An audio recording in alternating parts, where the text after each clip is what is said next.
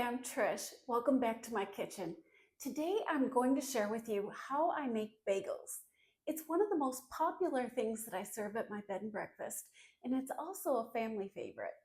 What I love about this recipe is that it's so simple and requires very few ingredients that most of us already have on hand. I'm going to start with 3 cups of King Arthur bread flour, regular table salt, some warm water, a little bit of white sugar, and a packet of yeast. Yeast is a living organism, and on the instant yeast, it says on the package that you do not need to proof this. I disagree. I think you should always proof it. That lets you know that the yeast is active, it's alive, and it's going to do its job. The best way to proof it is to get some kind of a sugar. You need to be able to feed the yeast to watch it grow. I use white sugar, but you can use brown sugar, honey, maple syrup, any kind of a sweet thing that you have available, as long as it's real sugar. You also want to use warm water, not hot. Hot water will kill the yeast, but warm water just kind of wakes it up and brings it to life. What I'm going to do first is I'm going to mix about a tablespoon of salt into my 3 cups of flour. I have my mixer set out here. You do not need a fancy mixer to make this. You can do it by hand with a spoon and a bowl, and I did for about 20 years. I use the mixer now because it goes a little quicker for me, but it's not critical. So we'll just open our yeast.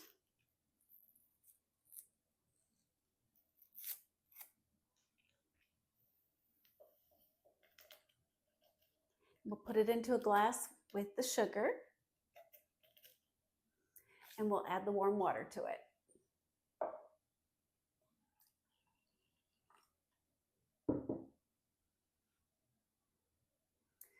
When I get my sugar and water and yeast in the cup, I'm going to stir it and make sure I get rid of all the lumps.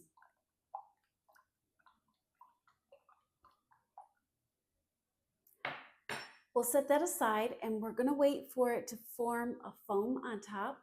It'll look like a beer or a soft drink that has been poured out warm and has a good bubbly head on it. While I do that, I'm going to put my flour and my salt into my mixer.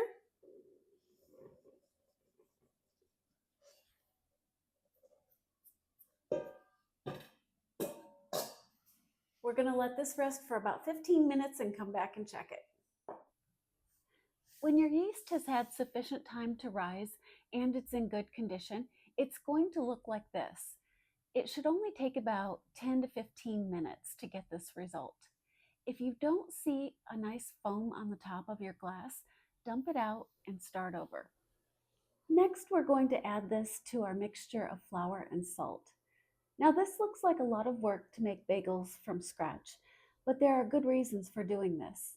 Where I live, the grocery store bagels aren't very delicious, and the ones that we purchase from a bagel shop cost about $4 a piece.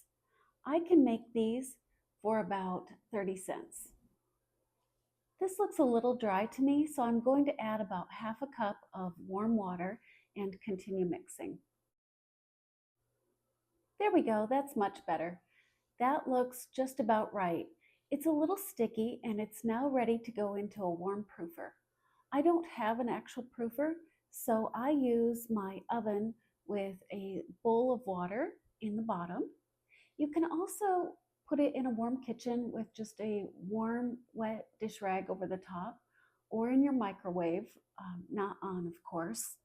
Any warm, dark place to rise will work. You don't need special equipment for this. My countertop oven has a warming feature, so I set it to about 150 and let it get warm. When I open the door and turn it off, it's going to lower the temperature to about 100 degrees Fahrenheit, and that's perfect. See, my setup is very basic, just a glass of really warm water and an enclosed place to put my metal mixing bowl. Our bagel dough has been rising for about an hour, And this is what it looks like. It's nice and fluffy. I am going to knead it using flour. I'm going to divide it and form the bagels and let it do a second rise. I've used a rubber spatula to pull the dough away from the bowl, and it works well to put a little bit of water on it. And that gives you a nice clean pull away from the bowl. I'm going to put a little bit of flour on a baking sheet.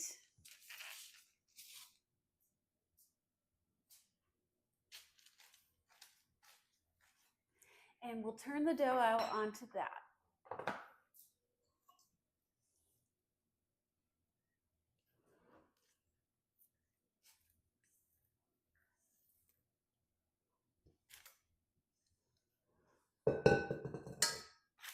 It's pretty sticky and I want to be able to work with it, so I'm going to put a little more flour on it.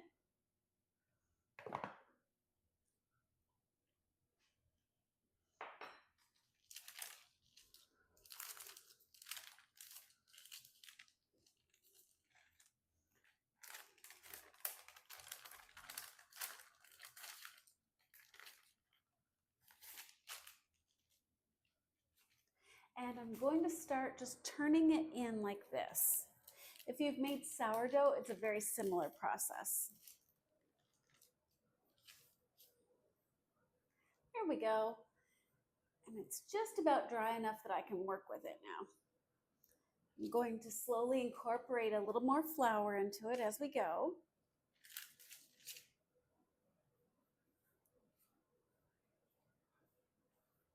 And you want to turn this inside out. I'm continually pushing the dough towards the bottom, tucking it in, and bringing it out the top.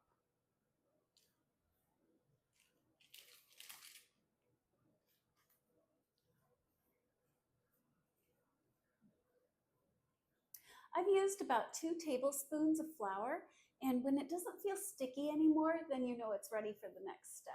We've now made a ball, and it is not sticky at all.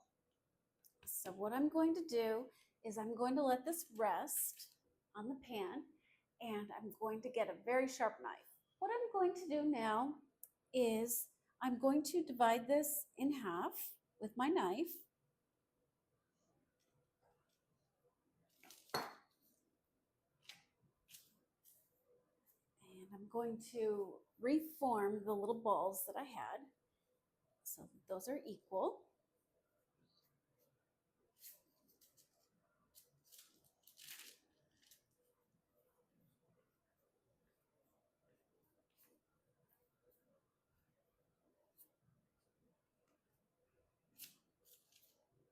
Then I'm going to repeat the process. And we'll keep doing this until we get the right size. For me, with this amount of dough, this is going to make about 8 bagels. If you don't want yours to be quite so large, you can keep dividing and you can make this 10 or even 12. It's important to me to show this step. This is the underside of the bagel, and I pull the edges in and I tuck them in repeatedly. So it comes out on top like this, looking smooth, but you want to repeat that process several times, and you can do it however it's easiest for you. I find it's easiest for me to just fold it and tuck it like this. Now I have these formed into the balls that are going to make the bagels. I'm going to let them rest for about 10 minutes. Now that our bagels have had a chance to rest and recover a little bit, I am going to make a hole and shape the bagels. So what I want to do is just poke a little hole in here with the knife, and then I'll open that up, and I'm going to put a little bit of flour on it, and I'm going to use this floured tray to spin it and give it a better shape. Now that I've shaped all my bagels the way I want them, and they all have a hole in them, they're not very pretty, so they need to rise again. I'm going to transfer these back onto the pan and place them in a slightly warm oven with a pan of water.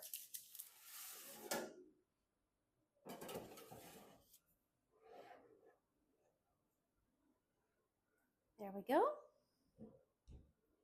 While we're waiting for our bagels to rise, we should put a pot of water on the stove.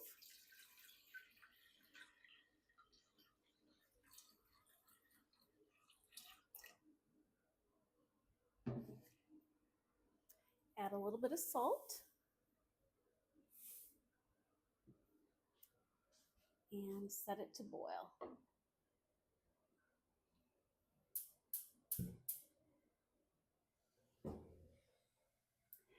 It has been about half an hour. These really only need about 10 minutes or so. You want to be careful that they don't get too big. If they swell up and start to touch each other, they're too big, and you should ball them back up and poke the hole and start over and let them rise again. Only about 10 minutes. These are perfect, and you can tell that they're perfect because they have a nice round shape to them, and they're going to look really pretty when they're done. If you allow them to rise too much, they won't hold their shape when they boil, and you'll kind of get flat blobs of dough. For our next step, we want to make sure that our salted water is at a full rolling boil. You're going to need a slotted metal spatula and a spoon. What I'm going to do is gently scoop up my bagels off of the baking paper. It has flour on it. And I'm going to use the spoon and carefully lower these in. Then I'm going to count to 10.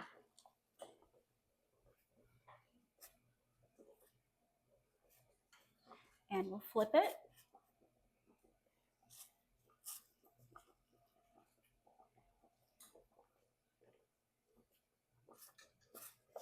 We don't want to overboil these, so I'm going to pull it out after about 20 seconds. All right, this is what they look like when they're boiled. I tend to do it about 20 to 30 seconds. If you go any longer than that, they get a little mushy and lose their shape. And we want them to have the nice puffy round shape. You can put an egg wash on this or honey, but I really like for my bagels to have a crispy crust and be chewy on the inside, so I don't put any kind of a wash on them. I'm going to put them in a 400-degree oven, and I will check them in 10 minutes. This is 20 minutes in a 400-degree Fahrenheit oven. These are beautiful and they're so easy to make, and I'm reassured that they don't have any high fructose corn syrup or preservatives. I hope you make these and I hope you love them. Bon appetit!